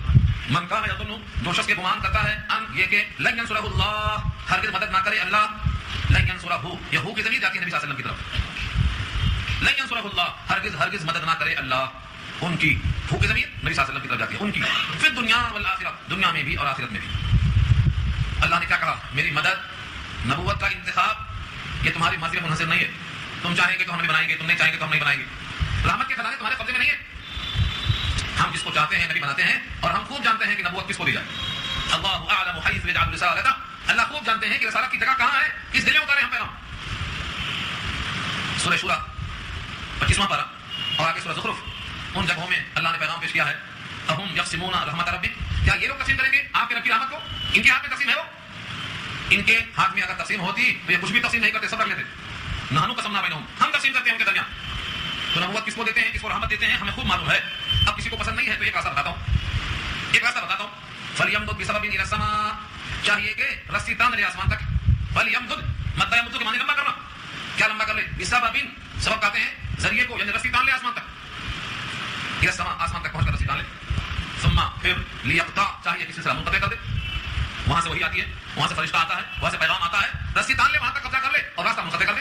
نہ فرشتہ آئے نہ جائے, نہ پیغام پہنچائے نہ لائے, رسی لے پہنچ جائے. ظاہر یہ ہے ایسا تو کر نہیں سکتا. رسی کہاں تانے گا, رسی تاننا قدرت پر اشارہ ہے, رسی پھینکنا بھی تو نہیں آئے گا. جہاں تک نگاہ نہیں پہنچتی ہے وہاں رسی کیسے پہنچے گی. لیکن رب کریم نے کہا یہ بتانے کے لیے کہ تمہاری قدرت نہیں ہے, ہاں گنجے کو ناخن نہیں ہے. کہتے ہیں کہ ٹڈا پاؤں اٹھا کے سوتا ہے, کہیں آسمان نہ گر جائے تو میں روک لوں گا. تمہارے بس میں جب نہیں ہے تو تم کو حسد کیوں ہو رہا ہے, دینے والا دے رہا ہے, پانے والا پا رہا ہے, تم کو اتنی تکلیف کیوں ہوتی ہے کہ وہی منقطع کرنا چاہتے ہو. ایک راستہ ہی, اگر منقطع کرنا ہے وہی کو تو رسی تان لو آسمان کی طرف. ثم پھر لیقطع, قطع کر دو, وہی کو موقوف کر دو. فلینظر, چاہیے کہ اب غور کرے, هل یذهبن کیدہ ما یغیظ, کیا اس تدبیر سے اور اس ترکیب سے اس کا غصہ کچھ کم ہو سکتا ہے تو کم کر لے. ما یغیظ, غیظ کے معنی غیظ و غضب, اور ما یغیظ کے معنی جو اس کو غصہ ہے, جو اس کو اس تدبیر پر اور اللہ کی اس عطا پر دل کھول رہا ہے, کیدہ, اس کے اس قید اور تدبیر سے, هل یذهبن, کیا کچھ چلا جائے گا غصہ کر کے دے لے. ایسا ظاہر یہ ہے کہ کسی کافر کی مجال نہیں کہ آسمان میں رسیاں تان لے اور وہی کا سلسلہ بند کر لے, بلکہ وہی لانے والے کو آج تک دیکھنے پر قادر نہیں ہے کوئی. روکنے پر تو کیا حق ہوتا, روکنا تو بہت دور کی بات ہے, دیکھنے پر قادر نہیں ہے. لا یاتیہ الباطل من بین یدیہ ولا من خلفہ, نہ باطل سامنے سے آ سکتا ہے نہ باطل پیچھے سے آ سکتا ہے. کہ اللہ کا پیغام آیا, یہ ترکیب تو ہر ایک نے کی ہے. یہ ترجمہ عام مفسرین کا ہے, یہ ترجمہ عبداللہ بن مسعود کا ہے. اس کا ایک ترجمہ اور کیا ہے بعض لوگوں نے, مگر وہاں لفظ بعض ہے, بعض کا مطلب یہ قول مرجوح ہے, راجح یہ قول جو پہلے سن چکے ہیں آپ, لیکن دوسرا بھی سن لو. قاضی صاحب کہتے ہیں تفسیر مزاری میں, جیسے ہمارے اردو محاورے میں ہے, قرآن نے کہا ہے جس شخص کو غصہ آ رہا ہے ان سے کہا دو اپنے غصے میں مرو. قل موتوا بغیظکم, کہا دو کہ مرو اپنے غصے میں, تم کو غصہ نہیں ختم ہو رہا ہے تو مرو اپنے غصے میں. قل موتوا بغیظکم, چوتھے پارے کی آیت میں ہے, اپنے غصے کے اندر مرتے جاؤ, جلتے جاؤ. تو ویسے یہاں بھی شدت غیظ میں تمہارا غصہ بہت زیادہ آ گیا ہے تو آسمان تک نہیں جا سکتے ہو, لیکن یہاں مراد آسمان سے چھت ہے, اپنے چھت کے اوپر رسی پھینکو اور اس رسی کو تان دو اور لگا کے گالے پھندا کود کے مر جاؤ, تب دیکھو تمہارا غصہ کم ہوتا ہے کہ نہیں کم ہوتا. یہ بھی ہے علاج, لیکن یہ قول مرجوح ہے, پہلا قول راجح ہے. جب تم وہی کے سلسلے کو منقطع کرنے پر قادر نہیں ہو تو پھر اس وہی پر تمہیں اتنا غصہ آنے کی کیا ضرورت ہے. وَكَذَلِكَ أَنزَلْنَاهُ آيَاتٍ بَيِّنَاتٍ وَأَنَّ اللَّهَ يَهْدِي مَن يُرِيدُ, اور ایسے ہی اسی طرح ہم نے اتارا ہے, انزلنا, نازل کیا ہم نے اس کو, آیاتٍ, آیتیں, نشانیاں, بینات, واضح, کھلی کھلی دلیلیں, ہم نے ایک ایک موقع پر کھلی کھلی دلیلیں پیش کی ہیں. مقصد کیا ہے, وَأَنَّ اللَّهَ يَهْدِي مَن يُرِيدُ, بے شک اللہ ہدایت دیتے ہیں جس کو وہ چاہتے ہیں. جس کو چاہتے ہیں ان ہدایت سے، ان مثالوں سے ہدایت مل جاتی ہے، اور جن کو وہ نہیں چاہتے ہیں انہیں ہدایت کوئی نہیں دے سکتا۔ اب رہا سوال، دنیا میں بہت سے لوگ ہیں جو اپنے آپ کو حق پر سمجھتے ہیں، اللہ کی ہدایت پر حق پر چلنا موقوف ہے۔ اب جتنے لوگ ہیں مثال کے طور پر ان الذين امنوا والذين هادوا والصابئين والنصارى والمجوس والذين اشركوا، کتنے لوگ ہو گئے؟ ان الذين امنوا، بے شک وہ لوگ جو ایمان لائے، والذين هادوا جو یہودی ہوئے، والصابئین اور صابئی ہوئے، صابئی کے معنی آتے ہیں زبور کے ماننے والے، والنصارى اور نصارى ہوئے عیسیٰ کے ماننے والے، والمجوس اور آگ پرست جو آتش پرست ہیں جو آگ کی پوجا کرتے ہیں، والذین اشرکوا اور جنہوں نے شرک کیا۔ کتنے لوگ ہیں؟ ایمان والے، یہودی، صابئی، نصارى، مجوسی، مشرک، 6 کا ذکر کیا۔ ان 6 میں سے کون اللہ کی ہدایت پر ہے، اس کا فیصلہ کون کرے گا؟ ان اللہ یفصل بینہم یوم القیامہ، قیامت کے دن اللہ فیصلہ کریں گے ان کے درمیان۔ ان اللہ علی کل شیء شہید، بے شک اللہ ہر شے پہ شاہد ہیں۔ شہید کے معنی خود واقف ہیں، بتانے کی ضرورت نہیں پیش ہے، اللہ شہید ہے مطلب خود حاضر ہے، اپنے علم و قدرت سے، ارادہ اور مشیت سے ہر چیز سے باخبر ہے، کسی سے کچھ پوچھنے کی ضرورت نہیں۔ ان میں سے جس کو چاہیں گے اللہ ہدایت دیں گے۔ اب کائنات میں کتنی اشیاء ہیں، کتنی چیزیں ہیں، ان تمام کے بارے میں عام انسان نے سمجھتے ہیں کہ یہ بھی اللہ کی مخلوق میں شعور ہے۔ شعور کے درجات ہوتے ہیں، سب سے پہلا درجہ شعور کا انسانوں میں ہے، دوسرا درجہ حیوانوں میں ہے، تیسرا درجہ نباتات میں ہے، اور چوتھا درجہ جمادات میں ہے، اور یہ سب اللہ کی بندگی کرتے ہیں اپنے انداز پر، سب بندگی کرتے ہیں۔ اب دیکھیے لفظ الم تر ان اللہ یسجد له من فی السماوات ومن فی الارض، کیا دیکھا آپ نے اے مخاطب کہ بے شک اللہ یسجد له سجدہ کرتے ہیں اس کے لیے، من فی السماوات جو مخلوق آسمانوں میں ہے، ومن فی الارض اور جو مخلوق زمین میں ہے، سب عاجزی کرتے ہیں، سجدہ کرتے ہیں یعنی عاجزی کرتے ہیں، اطاعت کرتے ہیں، بندگی کرتے ہیں۔ سجدہ بول کر عاجزی اور بندگی مراد دیا۔ کون کون ہے زمین و آسمان میں؟ والشمس والقمر والنجوم والجبال والشجر والدواب وكثير من الناس، اتنے لوگوں کا نام لیا خاص طور سے۔ زمین اور آسمان کی ہر مخلوق عاجزی میں لگی ہوئی ہے، خاص طور سے سورج ہے، چاند ہے، تارے ہیں، پہاڑ ہیں، درخت ہیں، چوپائے ہیں، وكثير من الناس اور بہت سے انسان ہیں، یہ سب عاجزی میں لگے ہیں۔ کچھ انسان ایسے بھی ہیں وكثير حق عليه العذاب، اور بہت سارے انسان ایسے ہیں کہ ان کی اطاعت نہ کرنے کی بنا پر حق ہو گیا ہے ان پر عذاب، لائق ہو گئے ہیں وہ عذاب کے۔ دیکھیے آپ سورج کو، چاند کو، پہاڑ کو، شجر کو، حجر کو، ہر ایک کو ان میں سے تفصیل نہیں کیا کہ کچھ عذاب کے لائق ہیں، یہ تفصیل صرف انسانوں کی ہے، صرف تفصیل انسانوں میں ہے۔ یہ انسان کچھ ہیں جو بندگی میں لگے ہیں، اور بہت زیادہ ہیں جو بندگی نہ کرنے کی وجہ سے عذاب کے لائق ہو چکے ہیں، وكثير حق عليه العذاب۔ اب ان کی بندگی کا حال کیا ہے؟ شمس اور قمر یعنی سورج اور چاند، یہ سب اللہ کی بندگی کرتے ہیں، ان کا اپنے کام میں جاری رہنا یہ بندگی ہے۔ تارے اپنے کام میں لگے ہیں، ان کی بندگی ہے۔ پہاڑ جمے ہوئے ہیں، ان کا کام ہے کہ زمین کو کپاہٹ سے روکنا، ان کی بندگی ہے۔ شجر اور درخت جتنے ہیں سب ہواؤں میں جو اڑتے لہلاتے ہیں، ان کی شاخیں سجدوں میں ہیں اور ان کا پھل دینا ان کی بندگی ہے۔ وہ دواب چوپائے، بھینس ہے، بیل ہے، بکریاں ہیں، یہ سب اپنے اپنے کام میں لگے ہیں، ان کی بندگی ہے۔ وكثير من الناس اور لوگوں میں سے بہت ہیں جو بندگی کر رہے ہیں۔ اب یہاں پر ایک بات یہ سوچنے کی ہے، انسان کو تو شعور ہے یہ بندگی عاجزی کرتا ہے، لیکن یہ شعور کیا پتھروں کو ہے، کیا نباتات کو ہے، کیا حیوانات کو ہے؟ انسان سوچتا ہے کہ ان کو تو بندگی کرنے کا شعور ہے نہیں، کیسے بندگی کرتے ہیں؟ لیکن قرآن کریم کی آیتوں میں غور کریں تو معلوم ہوگا سب میں شعور ہے۔ انسان کا شعور تو واضح ہے۔ نمبر 2 دوسرا درجے کا شعور حیوانات کو ہے، حیوان اپنی غذائیں خود کھاتا ہے، کیا چھوڑ دینا ہے کیا کھانا اسے خوب معلوم ہے، کس دامن میں کون سی خوبی رکھا اللہ نے، وہ کیا کھاتا اور کیا نہیں کھاتا، اس کے شعور کی دلیل ہے۔ تیسرا درجہ ہے نباتات کا، جو اٹھتی ہے اس کا اٹھنا، اس کا شعوری طور پر ادراک، وہ بھی اللہ کی بندگی میں۔ البتہ پتھر جس کو ہم سمجھتے ہیں کہ یہ بے جان پتھر ہے، اس پتھر میں بھی شعور رکھا ہے اللہ نے۔ پہلے بارے کی آیت ہے وَإِنَّ مِنْهَا لَمَا يَهْبِطُ مِنْ خَشْيَةِ اللَّهِ، پتھروں میں سے بعض پتھر لڑک کر نیچے گرتے ہیں اللہ کی خشیت سے، اللہ کے خوف سے۔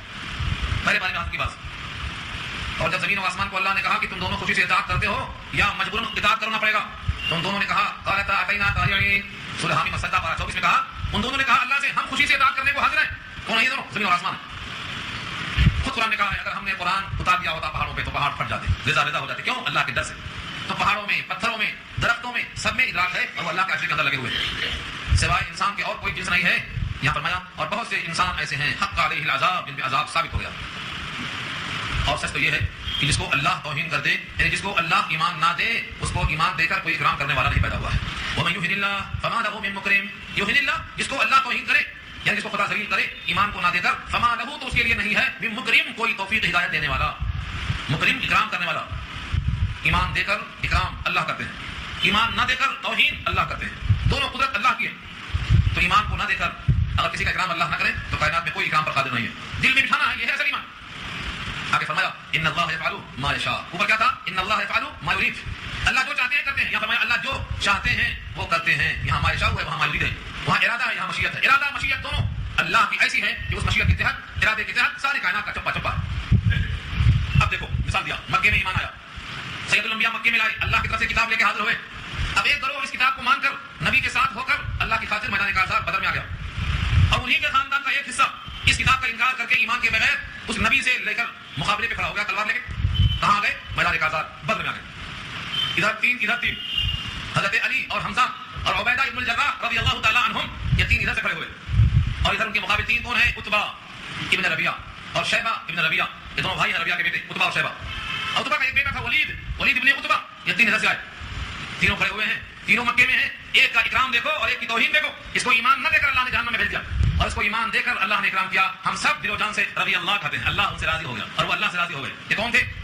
حضرت علی، حضرت حمزہ ہیں، حضرت عبیدہ ابن الجراح ہیں. یہ تینوں ایک طرف سے آئے.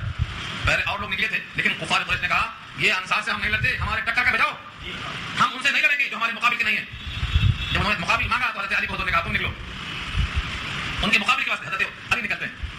مبارزہ کہتے ہیں اس کو. پہلے جنگیں ہوتی تھیں تو ایک کا مقابلہ ہوتا تھا، دو کا، تین کا، اس کے بعد پھر دم شروع ہوتا تھا. تو اس مقابلے کا نام مبارزہ ہے. نکلو کون میرے مقابلے میں ہمارا. ہمت کر کے نکلتے تھے لوگ، پورے کے پورے سروں میں تھکے ہوئے ہوتے تھے. یہ مقابلے میں کیوں نکلے؟ ایک اللہ کی خاطر، رسول اللہ کی خاطر، ایمان کی خاطر، جنت کی خاطر، اور ایک نکلتا ہے شیطان کی خاطر، کفر کی خاطر، انکار کی خاطر نکلتا ہے. اس میں سے ایک کا اکرام دیکھو اور ایک کی توہین دیکھو. یہ دونوں کا نتیجہ ایک کا جہنم ہے، ایک کا جنت ہے. جس کو جنت ملتی ہے وہ اکرام والا ہے، جس کو جہنم ملتی ہے وہ توہین والا ہے. تقسیم کر کے دکھا دیا اللہ نے. یہ آیت جو اگلی آ رہی ہے، ہذانی خصمانی اختصموا فی ربہم، یہ انہی کے بارے میں نازل ہوئی ہے. حضرت علی اور حمزہ رضی اللہ عنہما یہ دونوں تو صحیح سلامت آ گئے، اپنے مقابل کو ختم کر کے آ گئے. اور تینوں کافر، تینوں کے تینوں ختم ہو گئے، جہنم رسید ہو گئے. تیسرے صحابی عبید اللہ ابن الجراح، عبیدہ ابن الجراح، یہ شدید زخمی ہو کر واپس آئے اور آ کر نبی صلی اللہ علیہ وسلم کے قدموں میں دم توڑ دیا. ان دونوں کے بارے میں یہ آیت نازل ہوئی ہے. امام بخاری کہتے ہیں کہ صحابہ کرام کے بارے میں آیت نازل ہوئی. دیکھو ایک پر اکرام ہے کیونکہ نعمت بھی ہے ایمان کی، اور صاحب نعمت مومن ہوتا ہے. اور ایک کو دیکھو توہین ہے، یہ حالت کس کی ہے؟ جس کو اللہ نے ایمان عطا نہیں کیا ہے. تو سب سے بڑی دولت دولت ایمان ہے. آج بہت سے لوگ غرور کرتے ہیں دولت کے نشے میں چور ہو کر. ان کی دولت کسی کام کی دولت نہیں ہے. یہ دولت یہیں تک رہے گی، قبر میں ساتھ نہیں آنے والی. ان کو حساب دینا ہے، دوسرے عائش کریں گے. اور جن کو دولت ایمان حاصل ہے یہ تو جنت میں ساتھ ساتھ رہے گی، نور ایمان بن کے رہے گی. ہادانی خصمانی، یہ دونوں فریق ہیں. ہازانی، یہ دونوں فریق ہیں. خصمان خصم کی تسنیہ ہے، دونوں فریق لڑ رہے ہیں. اختصموا فی ربہم، لڑ رہے ہیں وہ لوگ اپنے رب کے بارے میں، اپنے رب کے دین کے بارے میں. فالذین کفروا قطعت لهم ثياب من نار، بس وہ لوگ جنہوں نے کفر کیا، قطعت لهم بے ہوتے جائیں گے ان کے لیے، قطع کیے جائیں گے ان کے لیے ثياب کپڑے، من النار، من نار کے معنی آگ کے کپڑے ہوں گے. کپڑا کہا آگ کا، جیسے جسم کپڑے سے چھپا ہوا ہوتا ہے ایسے ان کا جسم آگ سے چھپا ہوا رہے گا. یصب من فوق رؤوسهم الحمیم، ڈالا جائے گا. سب کا سبق مانے اوپر سے ڈالنا. یصب من فوق رؤوسهم الحمیم، حمیم گرم پانی، رؤوس راس کی جمع ہے، ان کے سروں پر گرم پانی ڈالا جائے گا. وہ گرم کتنا گرم ہوگا؟ یہ پانی اگر منہ میں چلا گیا تو اتریاں کٹ کے گر جائیں گے، منہ سے قریب ہوا تو منہ کے چھالے گر جائیں گے، چمڑے گر جائیں گے. اور یہ پانی سر پہ ڈالا جائے گا تو سر کے چمڑے گر جائیں گے. یصہر به ما فی بطونہم والجلود، ڈالا جائے گا وہ گرم پانی، اس کی وجہ سے ما فی بطونہم، جو کچھ ان کے پیٹ میں ہے یعنی اتریاں سب کٹ کے گر جائیں گے. والجلود، اور کھالیں، جلود جمع ہے جلد کی، کھالیں گر جائیں گے. ولہم مقامع من حدید، اور ان کے واسطے ہتھوڑے ہیں لوہے کے، یعنی گرز لوہے کے ہوں گے ان کے واسطے. یہ کس کے لیے ہے سب؟ یہ یہانت کا سامان کس کے لیے ہے؟ فالذین کفروا، جنہوں نے کفر کیا. ایک ہی سبب، کوئی خطا اور کی ہو جانا. ایک خطا ایسی ہے جس کا نام کفر ہے، یعنی اللہ کے وجود کا انکار، اللہ کے صفات کا انکار. اس کفر کے ساتھ کوئی اور برا کام کیا ہو یا نہ کیا ہو، صرف اس کفر پر آگ کے کپڑے ہوں گے، گرم پانی سروں پر ہوگا، وہی گرم پانی پیٹ میں داخل ہوگا، وہی کھانے گرانے کے واسطے کافی ہوگا، اوپر سے لوہے کے ہتھوڑے ہوں گے، گرز ہوں گے. اس جہنم سے کبھی باہر آنے کے لیے کوشش کریں گے، نکل تو سکیں گے نہیں مگر کوشش کریں گے. کلما ارادو، جب جب ارادہ کریں گے، کلما جب جب ارادو ارادہ، کلما ارادو ان یخرجوا منها، جب جب ارادہ کریں گے کہ وہ نکلیں اس دوزخ سے، اس آگ سے، گھبرا کے نکلنا چاہیں گے. من غم، من غم کھا کر، بدحال ہو کر نکلنے کی کوشش کریں گے. من غم، من غم کی وجہ سے. اعیدوا فیہا، اسی میں دھکیل دیے جائیں گے. اول تو نکلنے کی ہمت نہ ہوگی لیکن بیزار ہو کے نکلنا چاہیں گے تو اسی میں دھکیل دیے جائیں گے، باہر نکل نہیں سکیں گے. اور ان سے کیا کہا جائے گا؟ ذوقوا عذاب الحریق، جلنے کا عذاب ہمیشہ کے لیے چکھتے رہو. یہ کس کا حال ہے؟ یہ کفر کا حال ہوا، ایک فریق کا حال ہوا. اس کے بالمقابل جو تین لوگ میدان کاذاب میں ہیں، یہ دوسرا فریق کیسا ہے؟ صاحب ایمان ہے، جنت کی خاطر، اللہ کی رضا کی خاطر، رسول اللہ کے دین کی خاطر اپنے جان کو لے کر سامنے تیار ہے. آ جاؤ، دو ہاتھ ہو جائے. ان کا بھی اللہ نے کیا اکرام کیا ہے. ان اللہ یدخل الذین آمنوا وعملوا الصالحات، بے شک اللہ داخل فرمائیں گے ان کو جو ایمان والے ہیں اور عمل صالح کرنے والے، جنات، ایسے باغات میں، تجری من تحتها الانہار، کی بہتی اس کے نیچے سے نہریں، یحلون فیہا من اساور من ذهب ولؤلؤا، پہنائے جائیں گے زیور.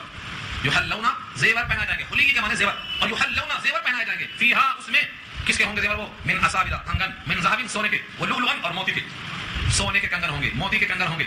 اور دوسری آیت میں آیا ہے اساور من فضہ، چاندی کے کنگن ہوں گے. بعض راوی کہتے ہیں تین آیتوں میں تین چیزیں ہیں، ایک ہاتھ میں تینوں پہن سکتے ہیں، سونا بھی ہے، چاندی بھی ہے، موتی بھی ہے، کنگن ہوں گے. اس پر جو اشکال ہوتا ہے کہ مردوں کو کنگن، کانوں میں بالیاں، یہ معیوب ہے، عام انسانوں کے لیے معیوب ہے. پہلے شہنشاہ اس کو پہنا کرتے تھے. سر کا تاج مشہور ہے، ایران فارس، کسرا اور قیصر کے تاج مشہور ہے، میں نے سنایا تھا آپ کو نبی صلی اللہ علیہ وسلم کی پیشن گوئی تھی. سراقہ کو حضور نے کہا تھا سراقہ تمہیں وہ کنگن پہنائے جائیں گے, تمہارا کیا حال ہوگا؟ سوچو تمہارا اس وقت کیا حال ہوگا جب کسرا کے کنگن تمہارے ہاتھ میں ہوں گے. کسرا کو مارا بھی جائے گا, کسی کو یقین نہیں تھا. جیسے آج کی سپر طاقتیں وہی سپر لگتی ہیں کہ زیر نہیں ہوگی, ویسے یہ طاقتیں تھیں سپر, لیکن سب زیر ہوئی. عمر فاروق کی ٹھوکروں میں آئی, کسرا کے تاج کو ٹھوکر مارا. عمر نے کہا یہی ہے تاج کسرا کا. اور اس کے کنگن کو جب ہاتھوں میں لیا تو سراقہ پہنچ گئے, کہا رسول اللہ کی پیشن گوئی ہے, وہ کنگن میرے ہاتھ میں ہوں گے. بڑا عمر کی مجال حضور کی بات کٹ جائے. سونے کی کیا اہمیت ہے, کنگن کی کیا اہمیت ہے رسول اللہ کی بات کے مقابلے میں. وہ کنگن حضرت عمر نے خطاب سراقہ کو پیش کیا, ان کے ہاتھ میں دیکھا تو یہ اللہ کی طرف سے پیشن گوئی تھی, نبی کی زبان سے وہ ہو کے رہی.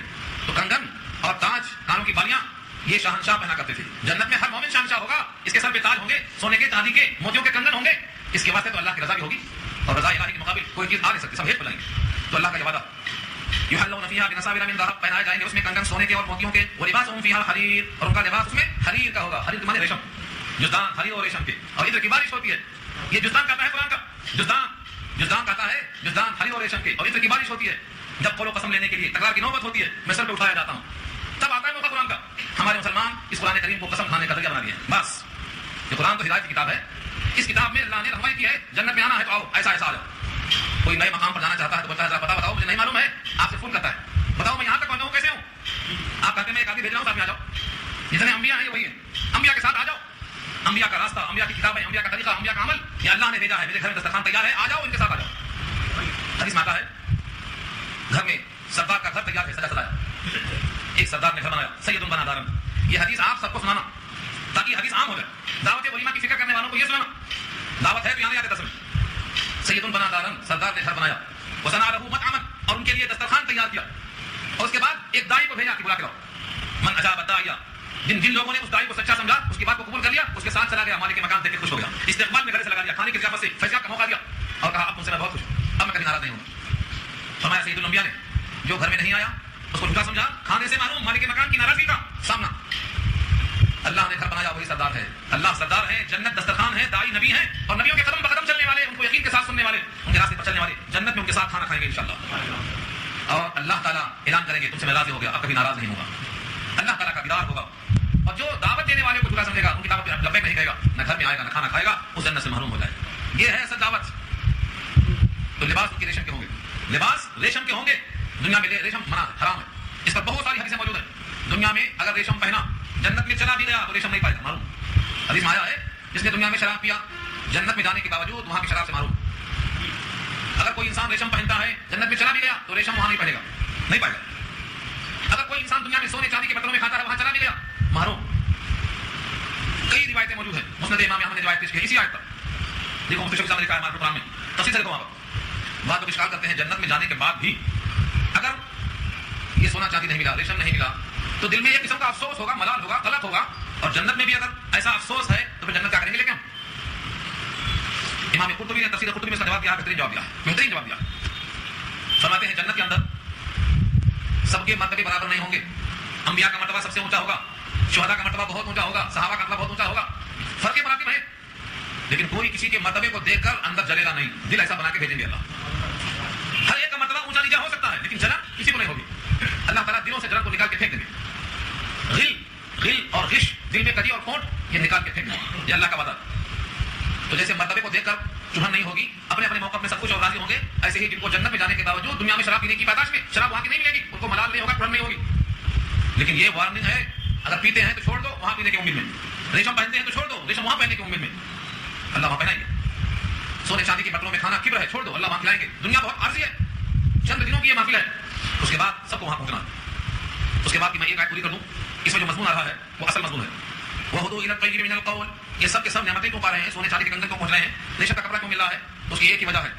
اوپر کیا وجہ تھی, جہنم میں جانے کی, کفر, اور یہاں کیا وجہ ہے, نعمتیں پانے کی, ہدایت قول طیب کی طرف. وَهُدُوا إِلَى الطَّيِّبِ مِنَ الْقَوْلِ, اور ہدایت کی گئی ان کو, رہنمائی ہوئی ان کو, إِلَى الطَّيِّب پاکیزہ کی طرف, باتوں میں سے, مِنَ الْقَوْلِ, پہلا کلمہ کیا کہتے ہیں, اول کلمہ طیب, یہی طیب ہے یہاں. وَهُدُوا إِلَى الطَّيِّب, طیب سے مراد کون سا طیب ہے, کھانا بھی طیب ہوتا, کپڑا بھی طیب ہوتا. فرمایا من القول, باتوں میں سے طیب, تمام باتوں میں سب سے بہترین پاکیزہ کلام کون سا ہے, لا الہ الا اللہ. تو لا الہ الا اللہ کی طرف ان کو سجائی دیا گیا, توفیق دی گئی, بس اسی بنیاد پر ان کو انعامات ملیں گے. اوپر جہنم کی وعیدیں, کفر کی پاداش میں, اور یہاں ایمان کے طفیل میں سے انعام. تو دو ہی چیزیں, ایمان اور کفر. بعض لوگوں نے اور بھی ترجمہ کیا ہے. طیب من القول سے مراد کچھ لوگوں نے کلمہ طیبہ کے اعتقاد کو لیا ہے, اور کچھ لوگوں کا خیال ہے اس سے مراد قرآن کریم کے الفاظ ہیں. قرآن کریم مراد من القول سے مراد قول الہی ہے، یعنی اللہ کا فرمان، اور وہ ہے قرآن کریم. تو جس بندے کو کلمہ طیب کی توفیق ہوئی، جس بندے کو قرآن کریم کے ماننے کی توفیق ہو گئی، یہ بندہ گویا ہدایت دے دیا گیا. وہدوا الی صراط الحمید، وہدوا اور ہدایت دے دی گئی الی صراط الحمید، صراط مانے راستہ، اور حمید مانے یہ حمد سے بنا ہے، اللہ کی صفت حمید ہے. انکا حمید مجید، تو آپ مجید بھی ہیں، آپ حمید بھی ہیں. تو حمید کے راستے کی توفیق مل گئی. جو لائق تعریف ہے اس ذات کے راستے کی طرف توفیق مل گئی، جس کو کلمہ طیبہ کی توفیق ہوئی یا جسے کلام الہی کی توفیق ہو گئی. ان دونوں چیزوں سے انسان کو راحت پہنچنے والی ہے. اس کے برخلاف کچھ لوگ ایسے ہیں جو خود بھی قرآن سے دور ہیں اور صاحب قرآن کو مسجد حرام میں آنے سے روکتے ہیں. اشارہ ہے صلح حدیبیہ سے پہلے کی طرف. کفار قریش نے نبی صلی اللہ علیہ وسلم کو آنے نہیں دیا. ایک تو قرآن پر ایمان نہیں لائے، دوسرے صاحب ایمان کو حرم میں آنے سے روک دیا. ان کے اس حرم میں آنے سے رکاوٹ پر بڑی شدید وعیدیں ہیں. یہ اگلی آیت ایک ہی آیت ہے مگر بہت ہی جامع مضمون پر ہے. تو اس کو ہم آج جلدی میں بجائے پورا کرنے کے انشاءاللہ اس کو آئندہ رکھیں گے. یہ آخری آیت نمبر 35 ہے، اس میں گفتگو انشاءاللہ آئندہ ہوگی.